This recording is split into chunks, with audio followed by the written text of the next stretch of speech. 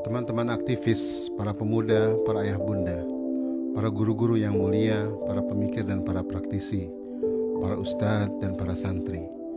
Kita semua bersaksi bahwa peradaban manusia berada pada gelombang krisis terburuk yang pernah dalam sejarah dan semakin buruk sampai hari ini.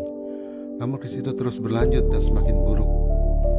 Sampai kapan ini terus berlangsung? Sejak industrialisasi dan kolonialisasi, kualitas manusia dan bumi terus menurun.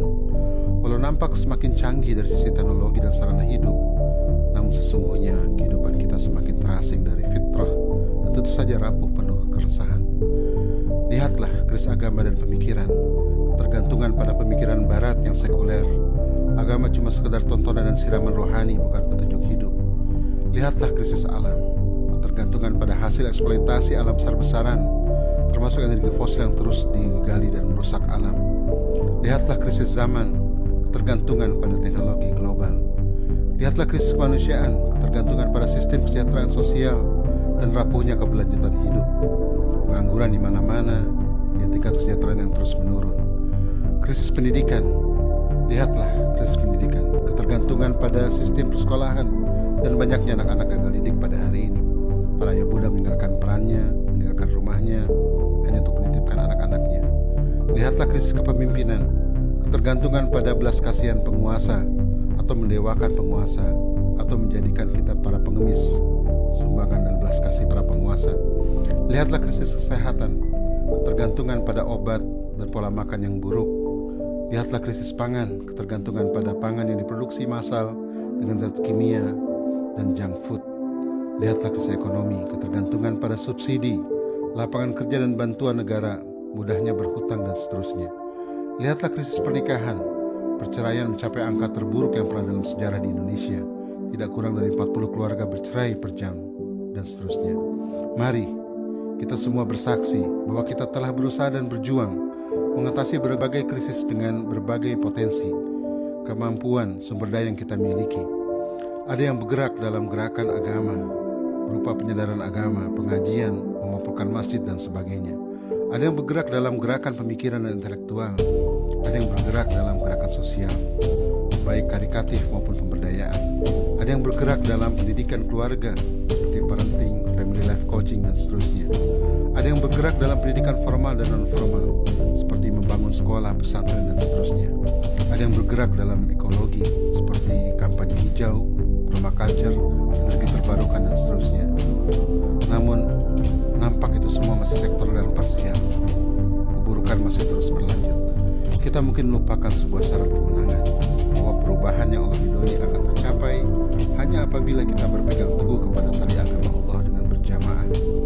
Wa'tasimu billahi jami'an wa la tafarraqu. Tidak bisa sektoral dan individual, hanya apabila kita bergerak bersama dalam saf-saf yang kokoh, rapi dan teratur. Jika kita tak mau berkolaborasi dan memadukan gerakan kita, menurunkan ego serendahnya untuk mau dengan rendah hati berkolaborasi dan bergerak bersama, maka sampai kapanpun peradaban mulia tidak akan pernah dapat kita tegakkan untuk kemuliaan masa depan generasi anak-anak dan keturunan kita. Pandemik ini bisa saja akan terus berlangsung berkepanjangan. Ini merupakan teguran keras dari Allah Subhanahu wa Ta'ala. Ini seharusnya menjadi momen untuk membuat kita segera bertaubat dan kembali kepada fitrah kita, kembali kepada kitabullah, baik fitrah beragama, fitrah manusia, fitrah kehidupan, fitrah alam, tentunya secara bersama-sama. Membangun peradaban tentunya bukanlah pekerjaan seseorang atau segolongan, namun pekerjaan kolektif bersama-sama dalam gerakan yang komprehensif dan terpadu. Mari teman-teman sekalian, kita putus siklus kezaliman ini. Anak dan keturunan kita tidak boleh lagi mengalami krisis peradaban. Anak dan keturunan kita harus menghuni peradaban yang mulia, yang berdaulat dan tidak tergantung kepada peradaban lain. Mari kita bergerak bersama. Saudaraku, umat Islam hari ini bagai mutiara dan berlian yang terserak, indah dan mulia namun masing-masing tanpa makna.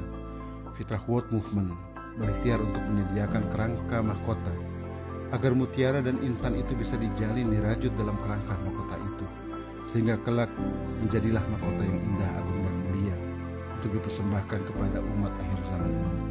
Sebuah perjuangan besar selalu dimulai dari langkah kecil, namun kami yakin apabila benihnya baik dan benar, maka ia seperti atom, maka kelak akan dahsyat ledakannya.